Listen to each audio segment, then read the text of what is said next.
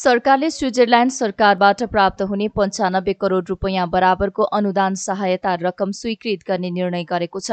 मन्त्री परिषदका निर्णय सार्वजनिक गर्न मंगलबार आयोजित पत्रकार सम्मेलनमा सरकारका प्रवक्ता ज्ञानेन्द्र बहादुर कार्कीले गुणस्तरीय प्राविधिक तथा व्यावसायिक शिक्षा तथा तालिम परियोजना पहिलो चरण कार्यान्वयनका लागि 95 करोड़ रुपैयाँ बराबरको अनुदान सहायता रकम स्वीकृत गर्ने निर्णय गरेको जानकारी दिनुभयो। बैठकले सबैको दिगो खाने पानी तथा सरसफाई आयोजनाका लागि युरोपियन युनियनबाट प्राप्त हुने 1 अर्ब 37 करोड़ रुपैयाँ अनुदान सहायता समेत स्वीकृत गरिएको उहाँले बताउनुभयो। बैठकले चलचित्र विकास बोर्डको अध्यक्ष पदमा भुवन केसीलाई मनोनयन गर्ने निर्णय गरेको छ भने नेपाली मूलका पोलिस नागरिक डाक्टर बोधराज सुवेदीलाई पोल्याण्डको वार्सा क्षेत्रभर कार्यक्षेत्र तोकी नेपालको अवैधानिक वाणिज्य दूत नियुक्त गर्ने निर्णय गरेको प्रवक्ता कार्कीले बताउनुभयो। त्यस्तै मन्त्री परिषदले शहीद गंगालाल राष्ट्रिय हृदयरोग केन्द्रको सदस्य पदमा डाक्टर प्रकाश राज रेग्मी र डाक्टर नवीन चन्द्र गौतमलाई मनोनयन गर्ने निर्णय गरेको उहाँले जानकारी दिनुभयो। गुणस्तरीय प्राविधिक तथा व्यावसायिक शिक्षा तथा तालिम परियोजना पहिलो चरण कार्यान्वयनको लागि स्विजरल्याण्ड सरकारबाट प्राप्त हुने स्विस फ्र्याङ्क 7.47 मिलियन करिब रु 95 करोड़ बराबरको अनुदान सहायता स्वीकार गर्ने, सबैको लागि दिगो खानेपानी तथा सरसफाई सस्टेनेबल वास फर अल आयोजनाको लागि युरोपियन युनियनबाट प्राप्त हुने युरो 10.5 मिलियन करिब 1 अर्ब 37 करोड़ रुपैयाँ अनुदान सहायता स्वीकार गर्ने, उद्योगको सञ्चालन, व्यावसायिक उत्पादन वा कारोबार प्रारम्भ गर्ने म्याद थप सम्बन्धी समयभित्र निवेदन दिन नसकी म्याद थप हुन नसकेका तर भौतिक संरचना निर्माण लगायतको कार्य गरिरहेका वा सञ्चालनमा आइसकेका उद्योगले म्याद थपको लागि निवेदन दिएमा उद्योग स्थापनाका लागि गर्नुपर्ने निर्णय, कार्य लगायत कामको प्रगति र उद्योगको प्रकृति हेरी प्रचलित कानुन बमोजिमको विलम्ब शुल्क लिई उद्योग दर्ता गर्ने निकायले तोकिए बमोजिम म्याद थप गर्न सक्ने गरी बाधा अड्काउ फुकाउको आदेश जारी गरी नेपाल राजपत्रमा सूचना प्रकाशन गर्न स्वीकृति दिने, विश्व व्यापार संगठन नेपालको आयात व्यवस्थापन सम्बन्धी कानुन र अभ्यास समेतका आधारमा आयात व्यवस्थापन तथा न्यूनीकरण गर्न नेपाल सरकारले तत्काल लिनुपर्ने निर्णयबारे सुझाव पेश गर्न राष्ट्रिय योजना आयोगका उपाध्यक्षको अध्यक्षतामा एक उच्चस्तरीय अध्ययन तथा सुझाव समिति गठन गर्ने,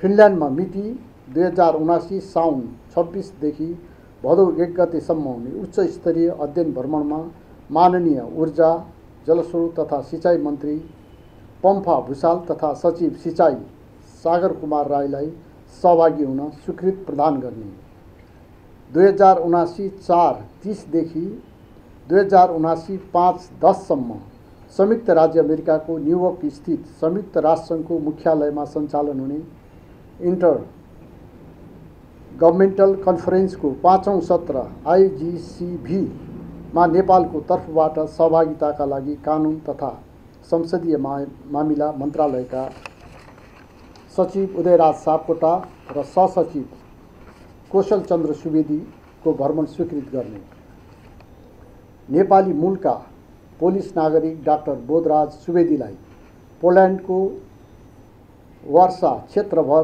कार्यक्षेत्र तोकी नेपालको अवैतनिक वाणिज्य दूत नियुक्त गर्ने, तुर्कमेनिस्तानको आशागाबतमा 2079 साउन 30 र 31 गते हुने ministerial transport conference for LLDCS मा भौतिक पूर्वाधार तथा यातायात मन्त्रालयका सचिव श्री गोपाल प्रसाद सिग्देललाई सहभागी हुन स्वीकृति दिने, चलचित्र विकास बोर्डको अध्यक्ष पदमा श्री भुवन केसी काठमाडौँलाई मनोनयन गर्ने, गोर्खा जिल्लाको साबिक बारपाक गाविस वडा नम्बर 5 स्थित 15 जना जग्गा धनीको नाममा रहेको 6.6 रोपनी 10 आना 3 पैसा जग्गा नेपाल सरकारले भूकम्प स्मृति पार्क निर्माण गर्नका लागि भूकम्प स्मृति पार्क गोर्खाको नाममा प्राप्त गरी उक्त जग्गाको सट्टामा भूकम्प स्मृति पार्क गोर्खाको नाममा प्राप्त हुने जग्गा नबढ्ने गरी सट्टा भर्न दिनको लागि सहमति प्रदान गर्ने। बैठकले राष्ट्रिय जनस्वास्थ्य समितिको सदस्यमा राप्ती स्वास्थ्य विज्ञान प्रतिष्ठानका उपकुलपतिलाई मनोनयन गर्ने निर्णय पनि गरेको छ।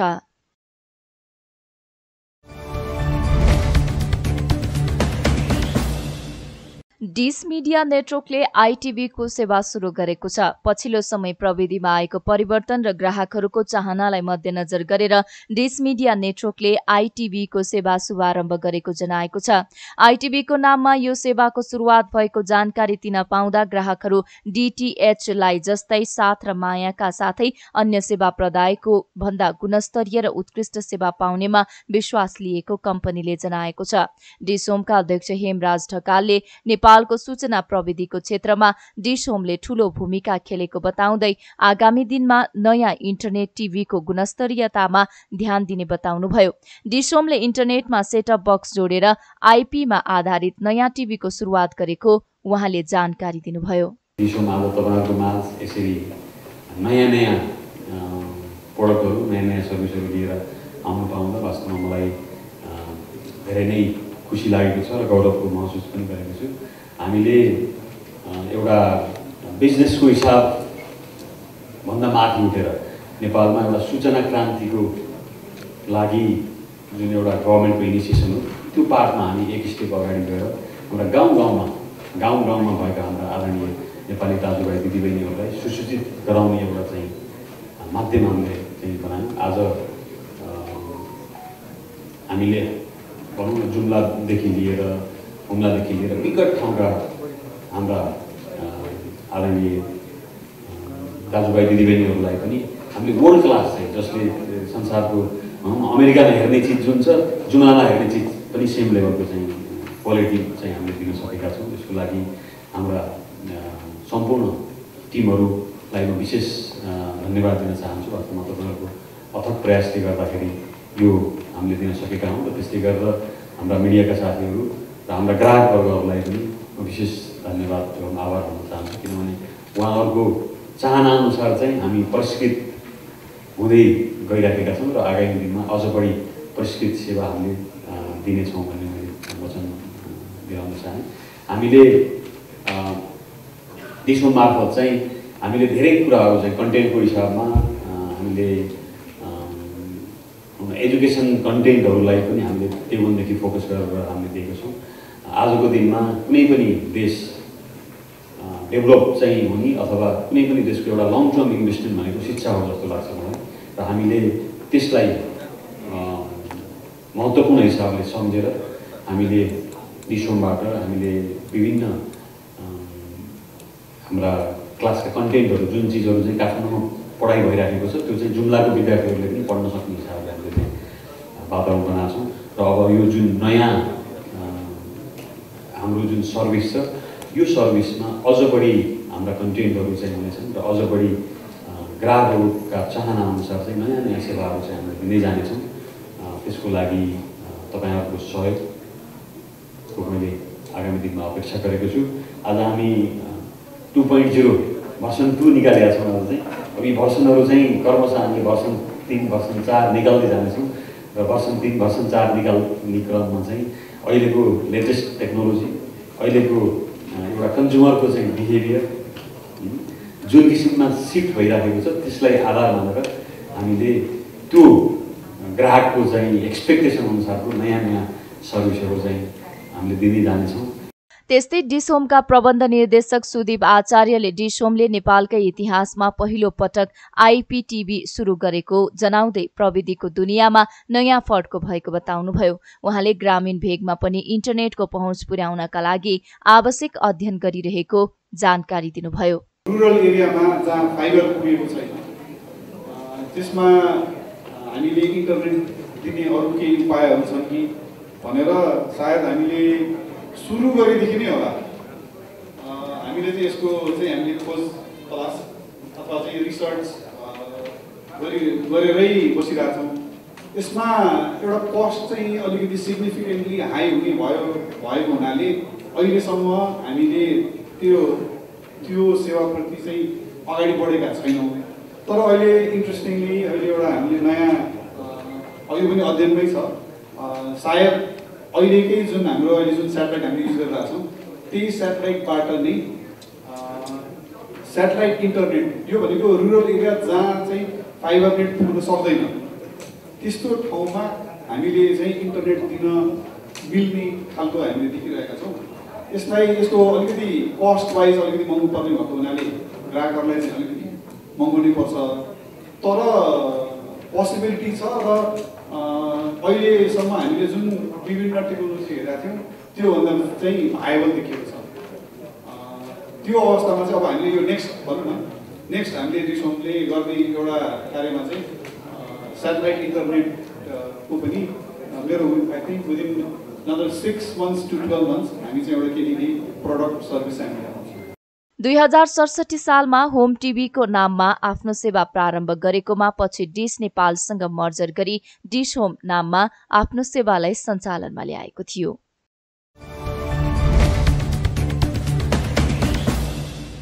निर्वाचन आयोगले हालै सम्पन्न स्थानीय तह निर्वाचनमा 5 अर्ब 4 करोड खर्च भएको जनाएको छ। आयोगले मंगलबार काठमाडौँमा पत्रकार सम्मेलन गर्दै सरकारबाट निकासा भएको 8 अर्ब 11 करोड मध्ये 5 अर्ब 4 करोड खर्च भएको जानकारी दिएको हो। उक्त खर्च 2074 सालको स्थानीय तह निर्वाचन, प्रदेश तथा प्रतिनिधि सभा निर्वाचनको भन्दा कम रहेको आयोगले जनाएको छ। खर्चपछि बाँकी रहेको 3 अर्ब 6 करोड रुपैयाँ नेपाल सरकारमा नै फिर्ता गरिएको प्रमुख निर्वाचन आयुक्त दिनेश कुमार थपलियाले जानकारी दिनुभयो। स्थानीय निर्वाचन सचिवालयमा 1 अर्ब 2 करोड 63 लाख 12,129 रुपैयाँ, मुख्य निर्वाचन अधिकृत र निर्वाचन अधिकृतको कार्यालयमा 3 अर्ब 54 करोड, जिल्ला निर्वाचन कार्यालयहरूमा 41 करोड 33 लाख र मतपेटिका ढुवानीमा 4 करोड 50 लाख रुपैयाँ खर्च भएको छ। निर्वाचनमा प्रति मतदान केन्द्र 2,29,578 रुपैयाँ र प्रति मतदाता 284 रुपैयाँ खर्च भएको आयोगले जनाएको छ। पत्रकार सम्मेलनमा प्रमुख निर्वाचन आयुक्त थपलियाले एकै चरणमा निर्वाचन भएका कारण खर्च कटौतीमा ठूलो योगदान पुगेको बताउनुभयो। सम्पूर्ण बेहोरा सहित एकै चरणमा प्रदेश र प्रतिनिधि सभा सदस्यको निर्वाचन गर्न सरकारलाई सिफारिस गरेको भन्दै उहाँले आगामी मन्त्री परिषद बैठकले मंसिर 4 गतेका लागि निर्वाचनको मिति तोक्न सक्ने बताउनुभयो। आगामी निर्वाचनको तयारी समेत सुरु भइसकेको उहाँले जानकारी दिनुभयो। संघ र प्रदेशको निर्वाचन स्थानीय तह निर्वाचन भन्दा कम खर्चिलो हुन सक्ने उहाँको भनाइ छ। निर्वाचनमा आयोगले अघिल्लो निर्वाचन भन्दा धेरै विषयमा मूल्य वृद्धि भए तापनि, मतदाता बढे तापनि, मतपत्र बढाउनु परे तापनि सबै दृष्टिकोणबाट हामी त्योभन्दा बढी खर्च नगरिकन मतदान गर्ने गरी प्रयत्न गर्छौँ भन्न भनेका थियौँ। तथ्याङ्कले पनि झन्नै अघिल्लो निर्वाचनको भन्दा 2 अर्ब 15 करोडको हाराहारीमा त्यस्तै होला, त्यति कम खर्चमा नै निर्वाचन सम्पन्न भएको छ। पहिलो चाहिँ हामीले अलिकति मितव्ययी निर्वाचन गर्न एकै चरणमा निर्वाचन गरौँ भन्न भनेका थियौँ। यसले पनि खर्च कटौतीमा ठुलो योगदान पुगेको छ। यो एकै चरणमा निर्वाचन सम्पन्न भयो। दोस्रो, गत विगतका निर्वाचनहरूमा भन्दा हामीले सबै कर्मचारीहरू तथा अन्य त्यहाँ खटिने स्वयंसेवक लगायत सबैले पाउने खर्च सुविधामा अलिकति केही कटौती गर्यौँ। यसले पनि यो खर्च कटौतीमा सहजीकरण भयो। आगामी प्रतिनिधि सभा सदस्य र प्रदेश सभा सदस्यको निर्वाचन गर्नको निम्ति आयोगले सम्पूर्ण बेहोरा सहित एकै चरणमा निर्वाचन गर्ने गरी मिति सिफारिस गरिसकेको छ। आयोगको परामर्शमा नेपाल सरकारबाट मिति तय हुने कानुनी व्यवस्था अनुसार यति भनौँ आउँदो क्याबिनेटको बैठकबाट मङ्सिरको 4 गते निर्वाचन हुने गरी मिति तोकियो भने यसलाई आश्चर्य नमान्दा हुन्छ। यति भने मैले यसमा धेर प्रवेश गरिनँ। अर्को मैजारो यो चाहिँ पत्रकार सम्मेलन गर्दा त्यो महिलाहरू चाहिँ अहिले कहिलेसम्ममा हुन्छ। प्लस मैले अलिकति के नि भनौँ भने हामीले समानुपातिक तर्फको पनि मतगणना र नतिजा गर्नुपर्छ र यो निर्वाचनको सबै खर्च चाहिँ राष्ट्रपति उपराष्ट्रपतिको निर्वाचनसम्म गरेर जोडिन्छ। यो सबैलाई हामीले एकमुष्ट रूपमा राखेर हेर्छौँ। अलिकति अवधि बढ्छ, त्यसले गर्दा चाहिँ यो सबै निर्वाचन सकेपछि राष्ट्रपति उपराष्ट्रपतिको निर्वाचन पनि हामीले प्रारम्भ गर्छौँ। अलि लामो अवधि हुन्छ, स्थानीय तहको जति मात्रै अवधि हुँदैन। तैपनि यी सबै विषयलाई हेरेर निर्वाचन आयोगले शिर ठाडो गरेर अहिले पनि मितव्ययी निर्वाचनको नारामा आयोग चुकेको छैन भन्ने ढङ्गले नै अब 5 महिना जस्तो लाग्ला यो सबै समापन गरेर तपाईँहरूसँग भेट हुँदा मैले अघि मितिको कुरा भनि नै गएँ। अब हदै टाढा गएछ भने अर्को एउटा मिटिङसम्म गइहाल्ला कि नभए हामी तोकिएकै आयोगले परामर्श दिए अनुसारकै समयको सेरोफेरोमा आउँदो निर्वाचन पनि को मिति तोकिन्छ र सम्पन्न हुन्छ भन्ने छ। हामी आन्तरिक रूपमा तयारीमा लागिसकेका छौँ। दोस्रो चाहिँ अलिकति यहीलाई मैले भने अनलाइन यो मतदाता नावली अलिकति प्रचार पनि होस् भन्ने हो। अहिले हामीले अनलाइन रजिस्ट्रेसन भोटर रजिस्ट्रेसन प्रक्रिया प्रारम्भ गऱ्यौँ। केही सहजीकरण पनि भएको छ, तर यो सेमी मात्रै हो, किनभने फोटो खिच्न र बायोमेट्रिक दिन त आउनै पर्छ। अलिकति सुविधा मात्रै हो, फुल्ली गर्नलाई हाम्रो प्रयत्न हुन्छ। अब अहिले चाहिँ जहाँ जहाँ छ त्यो निर्वाचनको मिति घोषणा भएको दिन यो हाम्रो अनलाइन बन्द हुन्छ, किनभने मतदाता नाम दर्ता गर्न सकिँदैन। आजका मितिमा हामीले 15 गतेसम्ममा यो चाहिँ निर्वाचनको मिति पक्कै तोकिन्छ भन्ने आधारमा आउँदो 15 गतेसम्ममा चाहिँ इनरोल गर्न पाउने गरी काठमाडौँ उपत्यकाभित्र र अन्य 5वटा जिल्लामा यो खुला गरेका छौँ। अब त्योभन्दा अगाडि भयो भने पनि बन्द हुन्छ, तर जसको नाम इनरोल भइसकेको हुन्छ उहाँहरूको हामी अन्तिम रूप दिने प्रयत्न गर्छौँ। र अब यो निर्वाचनपछि खुल्दाखेरि यो देशैभरि यो चाहिँ अनलाइनमा जाने गरी हामीले प्रयत्न गर्छौँ। उहाँले मतदाताका लागि अनलाइन नामावली दर्ता गर्ने काम सुरु गरिसकेको र आगामी निर्वाचनपछि देशैभर अनलाइन नाम दर्ता सुरु गरिने दावी गर्नुभयो। त्यस्तै आयोगले स्थानीय तह निर्वाचनमा लोकप्रिय मतमा कांग्रेस पहिलो दल भएको जानकारी दिएको छ। आयोगको विवरण अनुसार कांग्रेसले 39,56,193 मत पाएको छ। त्यस्तै नेकपा एमाले 38,11,602 मत पाएको छ। नेकपा माओवादी केन्द्रले 15,03,247 मत पाएको छ।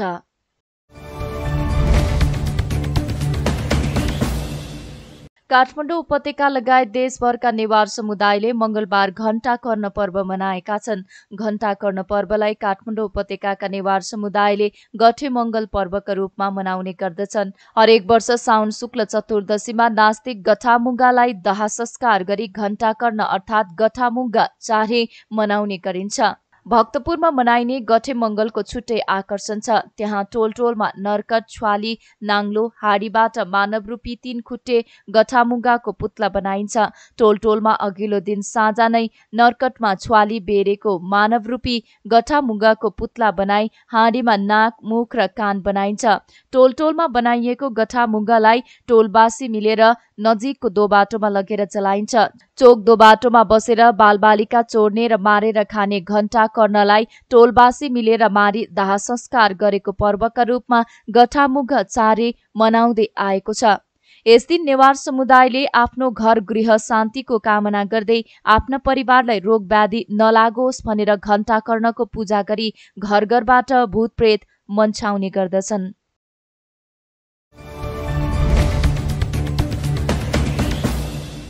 बजेट निर्माणका क्रममा अनाधिकृत व्यक्तिलाई प्रवेश दिएको विषयमा छानबिन गर्न गठित संसदीय विशेष समितिले अर्थ मन्त्रालयको हार्ड डिस्कका विषयमा नेपाल प्रहरीको विधि विज्ञान प्रयोगशालाबाट प्राप्त विवरणमा आधारित भएर अध्ययन सुरु गरेको छ। मंगलबार बसेको समितिको बैठकमा प्रयोगशालाबाट प्राप्त विवरणका सम्बन्धमा अध्ययन सुरु गरिएको समिति सचिव सुरेन्द्र अर्यालले जानकारी दिनुभयो।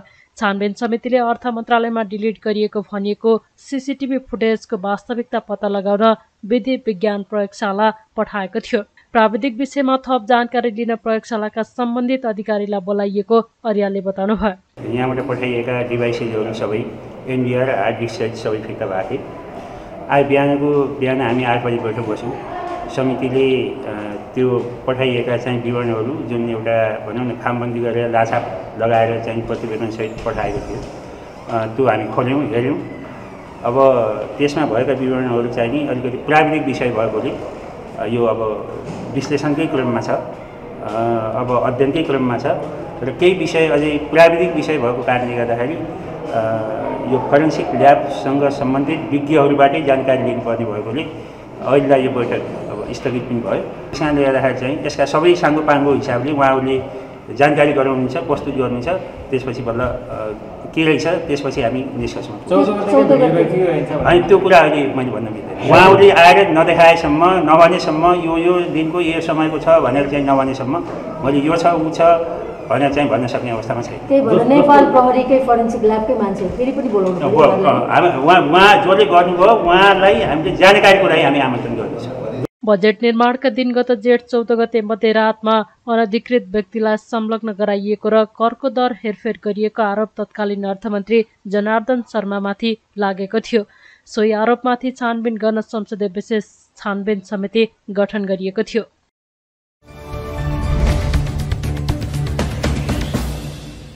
सभामुख अग्नि सापकोटाले कोरोना संक्रमण पुनः बढ्दै गएको भन्दै मास्क प्रयोग गर्न आग्रह गर्नुभएको छ। प्रतिनिधि सभाको मंगलबारको बैठकमा सभामुख सापकोटाले कोभिड-19 को संक्रमण दर बढ्दै गइरहेको भन्दै संसदका बैठकमा उपस्थित हुँदा मास्क प्रयोग गर्न आग्रह गर्नुभएको हो। साथै उहाँले आवश्यक सतर्कता अपनाउन आग्रह गर्नुभएको छ। माननीय सदस्यहरू, कोभिड-19 को संक्रमण दर लगातार बढ्दै गइरहेको माननीय सदस्यहरूलाई विदितै छ। तसर्थ संसदका बैठकहरूमा उपस्थित हुँदा आवश्यक सतर्कता अपनाउन र मास्क प्रयोग गर्न हुन म आग्रह गर्छु। पछिल्लो समय नेपालमा कोरोना संक्रमितको संख्या बढ्दै गएको छ भने 3000 भन्दा बढी संक्रमित आइसोलेसनमा छन्।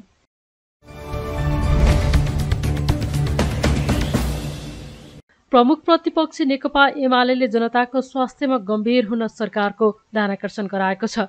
प्रतिनिधि सभाको मंगलबारको बैठकको सुरुमा एमाले सांसद योगेश भट्टराईले उपत्यकामा हैजा फैलिएको र मंकीपक्स जोखिम हुँदा पनि सरकारले कुनै कदम नचालेको भन्दै तत्काल जनताको स्वास्थ्यप्रति गम्भीर हुन सरकारको ध्यानाकर्षण गराउनु भएको हो।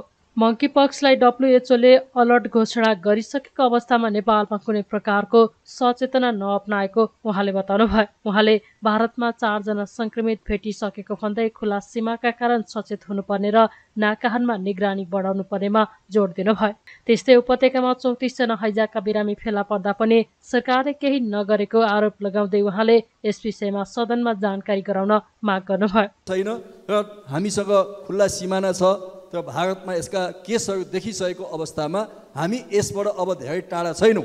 यसको भयानक अवस्थाबाट हामी टाढा छैनौँ। त्यसकारणले म आज सम्माननीय सभामुख महोदय मार्फत नेपाल सरकारको स्वास्थ्य मन्त्रालयको यसमा गम्भीर ध्यान आकर्षण गर्न चाहन्छु र यो खालको स्थिति नेपालमा नआओस् भन्नका निम्ति पूर्व तयारी र पूर्व सतर्कता अपनाउनका निम्ति सभामुख महोदय मार्फत सरकारको ध्यान आकर्षण गर्न चाहन्छु। सिमानाहरूमा कडाई गर्नु पर्यो, सिमानाहरूमा सचेतनता गर्नु पर्यो, सिमानामा चाहिँ टेस्टिङ स्टेसनहरू यसको खडा गर्नु पर्यो, तब मात्रै हामी यसबाट जोगिन सक्छौँ। त्यो सतर्कता हामीले अपनाउनु पर्ने कुरा म सभामुख महोदय मार्फत भन्न चाहन्छु। त्यसै गरी सभामुख महोदय, आज बिहानसम्मको डाटा हेर्ने हो भने काठमाडौँ उपत्यकामा 34 जना हैजाका बिरामीहरू पुष्टि भएका छन्। यो 34 जना 50 लाख मान्छे बस्ने ठाउँमा 34 जना ठुलो सङ्ख्या होइन भन्न सकिन्छ। तर हैजा एक किसिमको महामारी नै हो र यसलाई के भन्दो रहेछ सभामुख महोदय भने एकजना मात्रै हैजाको बिरामी कहीँ देखा पर्यो भने त्यसलाई डब्ल्युएचओले इन्डेमिक अथवा स्थानीय महामारीको संज्ञा दिन्छ। एकजना मात्रै भेटियो भने र यो 34 जना केस फेला पर्नु भनेको सामान्यतया हैजा समुदाय स्तरमा फैलिएको छ भन्ने कुराको पुष्टि हो। यो कुरा समुदाय स्तरमा गइसकेको छ। काठमाडौँका खानेपानीहरूमा पाइपहरूमा ढल मिसिएको छ। ट्याङ्करबाट सप्लाई गर्ने पानीहरू शुद्ध छैनन्, जारबाट सप्लाई गर्ने पानीहरू शुद्ध छैनन् र मूलतः यो पानीका सोर्सहरूमा हैजाका कीटाणुहरू जीवाणुहरू देखा परेका छन् र यो एउटा समुदाय स्तरमा फैलिएको छ। एक किसिमले भन्ने हो भने यो महामारीको स्थिति उत्पन्न भएको छ र यसलाई हैजालाई एउटा मात्रै केस देखा पर्यो भने पनि डब्ल्युएचओले जनस्वास्थ्य सरोकार, स्थानीय जनस्वास्थ्य सरोकार घोषणा गर्नुपर्ने र सरकारले त्यो अनुसारको सतर्कता अपनाउनु पर्ने कुरा डब्ल्युएचओका गाइडलाइन्सहरूमा स्पष्ट ढङ्गले उल्लेख भएको छ। तर हाम्रो सरकारले अहिलेसम्म पनि यस विषयमा यो संसदमा एक शब्द पनि जानकारी दिएको छैन। मन्त्रीहरूले एउटा सार्वजनिक मन्तव्य पनि यो संसदमा प्रस्तुत गर्नुभएको छैन। यो खतरनाक स्थिति भोलि सभामुख महोदय हाम्रा कर्णाली र अन्य दुर्गम स्थानहरूमा तराई मधेसका बाक्लो बस्तीहरूमा हैजाको सङ्क्रमण बढ्दै गयो भने हामी यो कन्ट्रोल गर्ने स्थितिभन्दा धेरै बाहिर पुग्छौँ र धेरै मानिसहरूको जीवन जोखिममा हुने खतरा बढ्दै गएको छ। त्यसैले सभामुख महोदय सभामुख महोदय मार्फत म नेपाल सरकारको यसमा गम्भीर ध्यान आकर्षण गर्न चाहन्छु। सबै खानेपानीहरू पिउने पानीका मुहानहरू एकपटक गुणस्तर छन् कि छैनन् त्यसलाई चेक जाँच गर्नु पर्यो। सप्लाई गर्ने ट्याङ्करहरू, सप्लाई गर्ने चाहिँ जारका पानीहरूको अवस्था के छ त्यसमा गम्भीरताका साथ नेपाल सरकारले र सम्बन्धित निकायले त्यसको गुणस्तर चेक गर्नु पर्यो। जनस्तरमा चेतनाहरू जगाउनु पर्यो। स्कुल विद्यालय लगायतका ठाउँमा यसमा चेतना जगाउने लगायतका कार्यक्रम अगाडि ल्याउनको निम्ति म सभामुख महोदय मार्फत ध्यान आकर्षण गर्न चाहन्छु र यो गरिमामय संसदलाई यो मंकी पक्स, यो चाहिँ नि हैजा र पछिल्ला समयमा कोभिडको जुन महामारी फैलिएको छ, फेरि झन्डै टेस्टिङ गरेको 20% मानिसहरू चाहिँ कोभिडबाट सङ्क्रमित भएको अवस्था आज हामी देख्दैछौँ। नयाँ प्रजाति BA.5 प्रजाति आज फेरि नयाँ ढङ्गले देखा परेको छ। यस्ता जनस्वास्थ्यका गम्भीर विषयमा यो संसदलाई जानकारी गराउन सभामुख महोदय मार्फत म नेपाल सरकारको ध्यान आकर्षण गर्न चाहन्छु। अहिलेको अवस्थामा आम जनतालाई सचेत गराउने जस्ता कदम चाल्नु परेमा सरकार निन्द्राको अवस्थामा रहेको उहाँको भनाइ छ।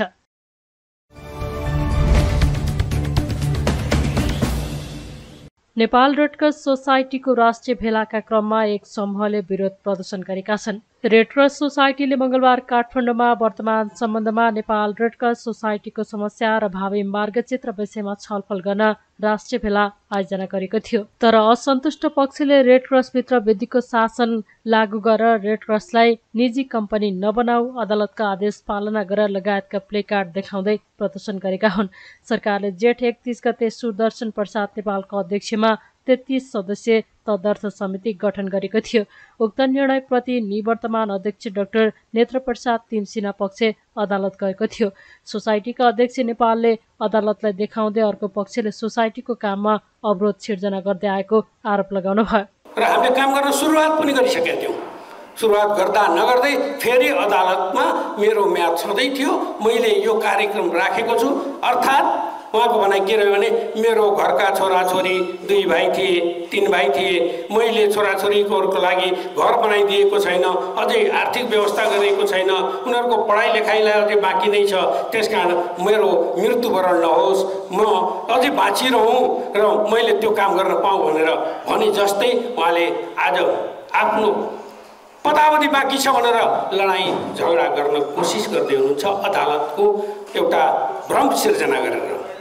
म त के भन्छु भने उहाँसँग यदि अलिकता पनि धैर्यता र संयमता र यदि केही छ भने उहाँले रेडक्रसको एउटा भावना अनुकूल आफूलाई व्यवहार र चरित्रमा परिणित गर्न चाहनुहुन्छ भने उहाँले त्यो सदास्यता देखाउनु पर्थ्यो। हामीले पनि देखाएकै हौँ, हामीले त केही गरेको पनि थिएनौँ। त्यसपछि हाम्रो मुद्दा गर्नुभयो। मुद्दा गरिसकेपछि फेरि हाम्रो 3 महिना चैत्र 13 गते म्याद समाप्त पनि भएकै हो, पक्कै पनि भएको हो। त्यसपछि पनि हामीले केही गरेका थिएनौँ। लगभग 1.5 महिनापछि आएर फेरि 33 जनाको मेरै अध्यक्षतामा नेपाल सरकारले एउटा तदर्थ समिति गठन गरेकै हो। हाम्रो टिम छ 33 जनाको टिम र त्यसमा अहिलेको वर्तमान सरकारको जुन संरचनात्मक अवस्था छ त्यही संरचनामा बनेको पनि छ। हामीमा मेल छ, हामीमा उत्साह छ, जाँगर छ, आत्मबल छ, हामी गरेर देखाउँछौँ।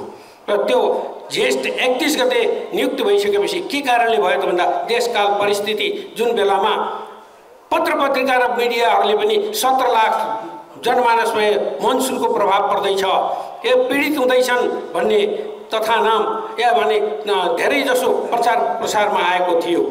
त्यसको अलावा रेडक्रस जस्तो संस्था जो एउटा सन्न व्यक्ति अर्थात् भनौँ दुखित पीडित मानव समुदायमा पुगेर सेवा कार्यमा जुट्नुपर्ने अवस्थामा यो तदर्थ समिति विहीन रहनु हुँदैन, अर्थात् कुनै समिति विहीन रहनु हुँदैन भन्ने मूल्य र मान्यता र अन्तर्राष्ट्रिय एउटा छवि, नेपालको जुन छवि गिर्दो छवि छ, नेपालको छवि जुन जसलाई बचाएर हामी अगाडि बढ्नु छ, रेडक्रस कर्मीको हैसियतले रेडक्रसलाई बचाउनु छ, त्यसको निमित्त पनि हो, त्यो पनि हो। त्यसको निमित्त जेष्ठ 31 गते फेरि पुनः 33 जनाको समिति गठन भयो। म र महामन्त्री भूपतिलाल श्रेष्ठ दुईजना नेपाल रेडक्रस जुन खारेजीको अवस्थामा पुगेको थियो। यसअघि दुवै पक्षबीच रेडक्रस सोसाइटीको कार्यालयमा पनि पटक पटक विवाद हुँदै आएको छ।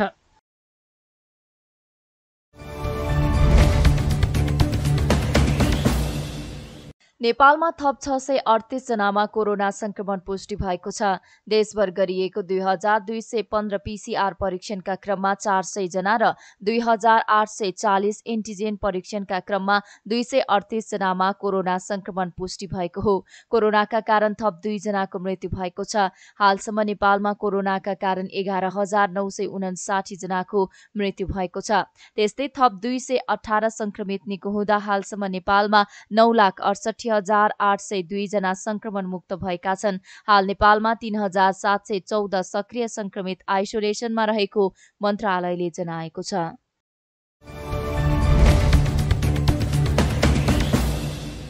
राप्रपाका अध्यक्ष राजेन्द्र लिङदेनले राजा राखेरै देशलाई समृद्ध बनाउन सकिने बताउनु भएको छ। मंगलबार काठमाडौँमा आयोजित पार्टी प्रवेश कार्यक्रममा लिङदेनले राजा चाहिन्छ भन्दा कोही पछि डराउनु नपर्ने भन्दै राजा राखेरै देशलाई समृद्ध बनाउन सकिने बताउनु भएको हो। यसका लागि मुलुकको वर्तमान शासन व्यवस्था नै परिवर्तन गर्नुपर्ने उहाँको भनाइ छ। उहाँले देशमा पूर्ण समानुपातिक संसद, प्रत्यक्ष निर्वाचित प्रधानमन्त्रीका साथै अभिभावकीय भूमिकामा राजा रहनुपर्ने दोहोर्याउनुभयो। देशको बोझको रूपमा रहेको प्रदेशको संरचना खारेज गर्ने भ्रष्ट नेताहरूलाई छानबिनको दायरामा ल्याएर कारबाही गर्नुपर्ने उहाँले बताउनुभयो। बोझको रूपमा, देशको बोझको रूपमा रहेको यो प्रदेश अथवा यो संघीयताको खारेजी गर्ने, भ्रष्ट नेताहरूलाई छानबिनको दायराभित्र ल्याउने र सजाय गर्ने, अब मतदाता किनेर प्रतिनिधि सभाको सदस्य हुने अनि आफू बिक्री भएर फेरि अर्को एउटा सांसदलाई प्रधानमन्त्री बनाउने अनि आफू फेरि पैसा खुवाएर मन्त्री हुने अनि आफू मन्त्री भएर देश लुट्ने व्यवस्था होइन। अब पूर्ण समानुपातिक संसद र पुरै देशवासी जनताले प्रत्यक्ष रूपमा चुन्न पाउने प्रत्यक्ष निर्वाचित प्रधानमन्त्रीको व्यवस्था देशमा लागू गरेर जानुपर्छ र त्यसको लागि वातावरण बनाउनुपर्छ। अभिभावकीय संस्थाको रूपमा राजा स्थापित गर्नुपर्छ। राजा स्थापित गर्दाखेरि यहाँ प्रजातन्त्रको हनन हुँदैन, प्रजातन्त्रको विरुद्ध हुँदैन। आज देशमा हामीले राज संस्थाको पुनर्स्थापनाको कुरा गर्दाखेरि कति मान्छेहरू भन्छन् यो प्रजातन्त्रको विरुद्ध हो भनेर भन्छन्, तर आज यिनै काङ्ग्रेस कम्युनिस्टहरूले बेलायतलाई प्रजातन्त्रको जननी भनेर भन्छन्। प्रजातन्त्रको जननी भनेको बेलायतमा आज राज संस्था छ कि छैन? राज संस्था भएर पनि प्रजातन्त्र हुन्छ।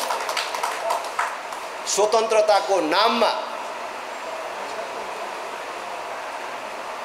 हामीले अभिभावकविहीन ढङ्गले अथवा स्वतन्त्र ढङ्गले कुनै काम गर्यौँ भने दुर्घटना मात्रै हुन्छ। अहिले तपाईँ भन्नुहोस्, ल बाटो बनेपछि ड्राइभिङ लाइसेन्स पाएपछि किन ठाउँ ठाउँमा रोक्नु पर्यो, सिटी फुक्ने मान्छे किन राख्नु पर्यो भनेर हामीले आफ्नै ढङ्गले यहाँ बाटोमा गाडी गुडाउन थाल्ने हो र चलाउन पाउने हो भने 5 मिनटभित्र कति दुर्घटना हुन्छ होला यो बाटोमा। सिटी फुक्ने मान्छे चाहिन्छ नि दुर्घटना रोक्नको लागि। त्यही रूपमा हामीले राज संस्थालाई उभ्याउनु। त्यसकारणले हामीले राजाको कुरा गर्दाखेरि कसैले डराउनु पर्दैन। हामीले राजा रहेर पनि देशलाई बलियो प्रजातन्त्र दिन सकिन्छ। हामीले हाम्रो सनातन मूल्य, मान्यता, परम्पराको रक्षा गरेर पनि देशलाई संसारको समृद्ध देश बनाउन सकिन्छ। उहाँले स्वतन्त्रताको नाममा अभिभावक विहीन ढङ्गले कुनै काम गरे दुर्घटना मात्र हुने तर्क गर्नुभयो।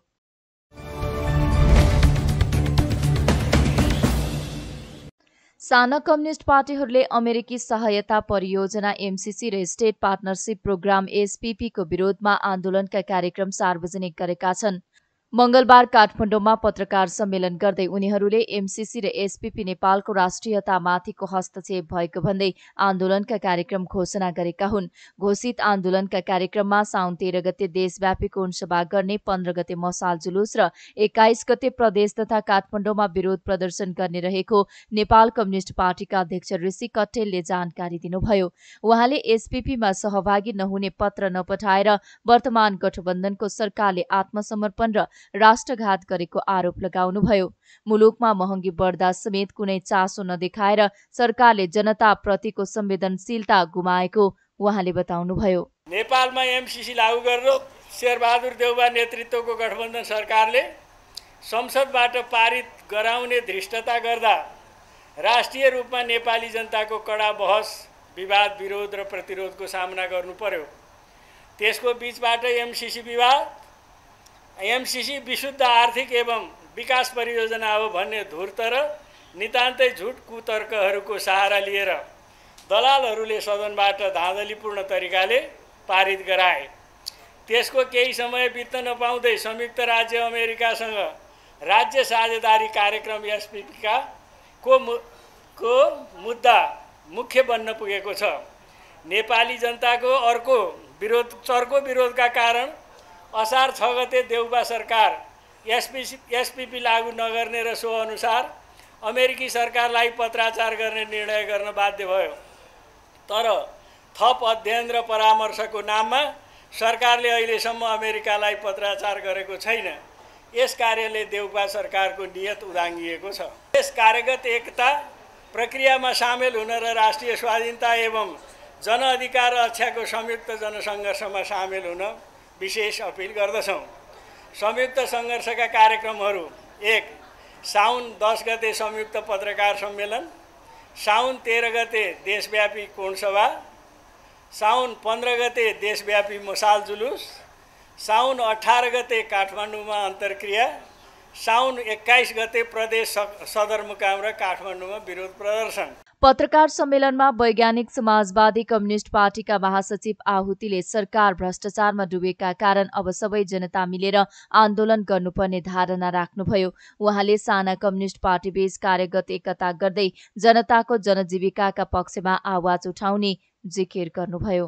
अहिले पनि चुनावको मुखमा आइपुग्दा, अर्को चुनावको मुखमा आइपुग्दा पनि अहिले पनि असार मासमा 37% बजेट खर्च गर्ने ठाउँमा उनीहरू पुगेका छन्। असार मासमा 37% बजेट खर्च गर्ने भनेको त्यो भ्रष्टाचारको बजेट हो भन्ने कुरा जगजाहेर छ, जो पञ्चायतकालदेखि चलिआएको छ।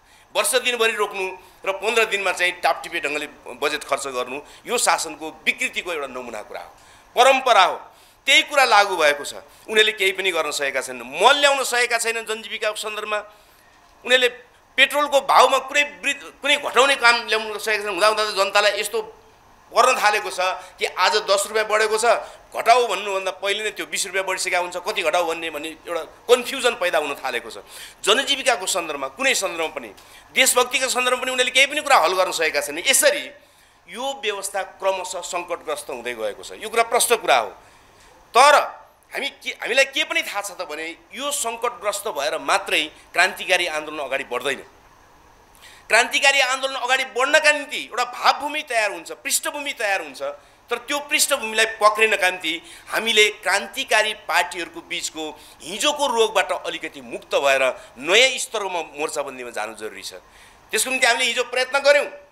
तपाईहरुले सुन्नु पनि भयो, तपाईहरु कार्यक्रममा हुनुहुन्थ्यो, तपाईहरु पत्रकार साथीहरु वा सहभागी साथीहरु कि हामीले रणनीतिक संयुक्त मोर्चा बनाएका थियौँ, 4वटा कार्यक्रम गरेका थियौँ र त्यसले देशव्यापी रूपमा एक प्रकारको उत्साह त्यसले लिएर आएको थियो।